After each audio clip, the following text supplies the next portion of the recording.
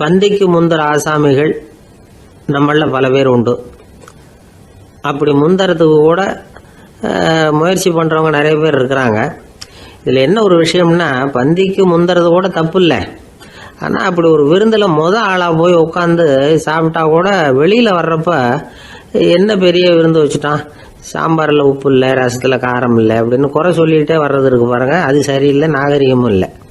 கல்யாண பத்திரிகையில் என்ன போட்டிருக்குது, என் பொண்ணுக்கும் இன்னார் பையனுக்கும் கல்யாணம், எல்லாரும் குடும்பத்தோடு வந்திருந்து மணமக்கள் ஆசீர்வதிக்கணும், இப்படி தானே போட்டிருக்கோம். குடும்பத்தோடு விருந்து சாப்பிட்டு சாப்பாடு எப்படி இருக்குன்னு அபிப்பிராயம் சொல்லிவிட்டு போங்க அப்படின்னா போட்டிருக்கு கல்யாண பத்திரிகையில். ஒருத்தர் வீட்டு விசேஷத்துக்கு போயிருக்கோம்னா எவ்வளவோ அசௌகரியங்கள் நமக்கு ஏற்படலாம். ஏராளமான கூட்டம் வந்திருக்கும்.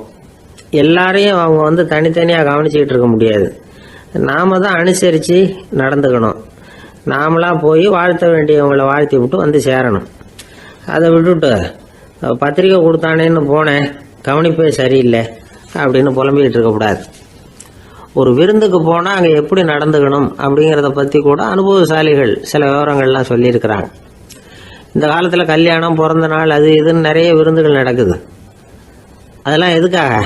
மனித உறவுகளை வளர்த்துக்கிறதுக்காக தான், வேற எதுக்கு? ஒரு விருந்துக்கு போனால் அமைதி